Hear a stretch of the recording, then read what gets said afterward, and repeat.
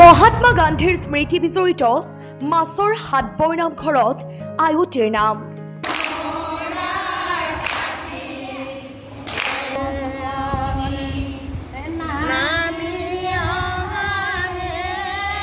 যোৰহাটৰ ঐতিহাসিক মাছৰ হাটবৰ নামঘৰত শাওণ মাহত গোপিনীয়ে 7 দিনলৈ নাম।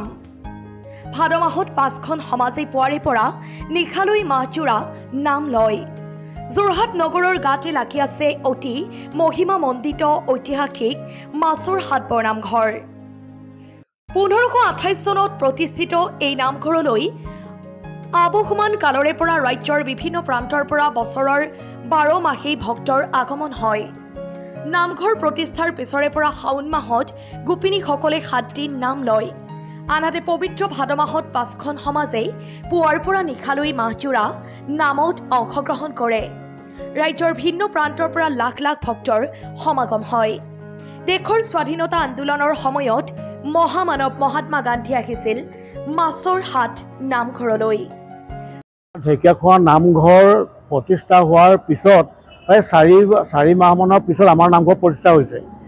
সেই চনটো হ'ল 1528 চন, বুজিছানে? কাৰণ নামঘৰ আমাৰ এই ঢেকীয়াখোৱা নামঘৰৰ লগত আমাৰ এটা সম্বন্ধ এটা আছে। সম্বন্ধ মানে এনেকুৱা, কাৰণ 15 শতিকাৰ আগত আমাৰ মানুহবিলাকে এই ধৰণে বৈষ্ণৱৰ নাম প্ৰসংগ কৰা নাছিল। আমাৰ কিছুমান মহান ভকত তেওঁলোকে এই নাম প্ৰসংগ আকৃষ্ট হৈ তেওঁলোকে মাজুলীৰ বেলগুৰিত তেওঁলোকে মানে শংকৰদেৱক এটা নামঘৰ প্ৰতিষ্ঠা হ'ব লাগে বুলি তেওঁলোকে জোৰকে ধৰিলে। জোৰকে ধৰাৰ কাৰণে শংকৰদেৱে মাধৱৰ লগত মানে কথা পতাই ইয়াতে নামঘৰটো প্ৰতিষ্ঠা কৰালে। আৰু মাধৱদেৱ পুৰুষে তেতিয়া কৈছিলে যে নামঘৰটো প্ৰতিষ্ঠা কৰিছোঁ হয়, আমাৰ ইয়াৰ পৰা ভকতসকল এই ঢেকীয়াখোৱা নামঘৰলৈ যাব, তাতে তেওঁলোকে নামৰ সকলোবিলাক প্ৰশিক্ষণ মানে তাত লৈ আছে। গতিকে আপোনালোকৰো ভকত কেইজনমানক আমাৰ নামঘৰ তাত মানে প্ৰশিক্ষণ ল'বৰ কাৰণে তেওঁলোকে মানে সংযোগ কৰাই দিলে। সেইকাৰণে আমাৰ ঢেকীয়াখোৱা নামঘৰ আপোনাৰ নাম প্ৰসংগ আমাৰ মাছৰ হাটৰ নাম প্ৰসংগ একেই।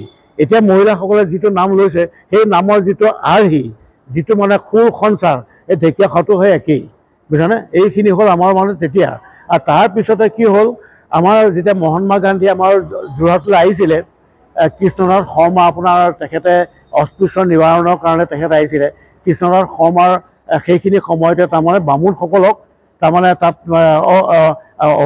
অস্পৃশ্যসকলক সোমাবলৈ দিয়া নাছিলে। গতিকে কৃষ্ণনাথ শৰ্মাই তাত সকলো অস্পৃশ্যবিলাক নামঘৰত সোমাই পেলাই সেই নামঘৰ মুকলি কৰিলে। এই নামঘৰ তেতিয়া মানে মহাত্মা গান্ধী 1934 চনৰ 18 এপ্ৰিল তাৰিখত আমাৰ এই নামঘৰলৈ আহিলে। আমাৰ নামঘৰত আহি পেলাই তেখেতে নামঘৰৰ মজিয়াত বহি ইয়াত নাম প্ৰসংগৰ পৰা আৰম্ভ কৰি প্ৰসাদো খাই গৈছে। আৰু তেখেতে এইটো কথা কৈছে যে মই ইমান ভাৰতবৰ্ষত মানে ঘূৰি ফুৰিলোঁ, কিন্তু মাছৰ হাটৰ নিচিনা নামঘৰ মানে এনেকুৱা এটা মই দেখা নাই, যিটো নামঘৰত মহিলা আৰু পুৰুষ সকলোৱে একেলগে নাম প্ৰসংগ কৰি পেলাই এই ধৰণে মানে প্ৰসাদ খোৱা। নামঘৰবিলাকত চিলুকাষ্ট মানুহক মানে সোমাবলৈ নিদিয়ে, তেওঁলোকে আঁতৰৰ পৰাহে মানে সেৱা লয়। গতিকে এই নামঘৰত গতিকে মই যিটো কাৰণে আহিলোঁ দেখিলোঁ ইয়াত অস্পৃশ্যতা একো নাই, এইবুলি ভাবি তেখেতে সেইষাৰ কথা কৈ গৈছে। যোৰহাটৰ পৰা পৰাণ মেধিৰ ৰিপৰ্ট, অসম টাইম। ঘৰত আনন্দ আৰু সম্পৰ্কৰ চমক বজাই ৰাখিবলৈ জৰুৰী হৈছে সকলো আনন্দময় মুহূৰ্তত মৰমৰ উপহাৰ দিয়াটো। সেইবাবে মধুশ্ৰী জুৱেলাৰ্ছে আনিছে সকলো ৰঙীন ক্ষণৰ বাবে বিশেষ গহনা। হীৰাৰে হওক, সোণৰে হওক বা ৰূপৰে হওক, শ্ৰেষ্ঠ ডিজাইনছ আৰু হলমাৰ্কযুক্ত গহনাই ৰাখে সম্পৰ্কক নিখুঁত। তেনেহ'লে আজিয়ে আনক আনন্দ মধুশ্ৰী জুৱেলাৰ্ছৰ সৈতে। যোগাযোগ কৰক 7028000341 নাইবা ভিজিট কৰক LNB ৰোড, নলবাৰী, অসম।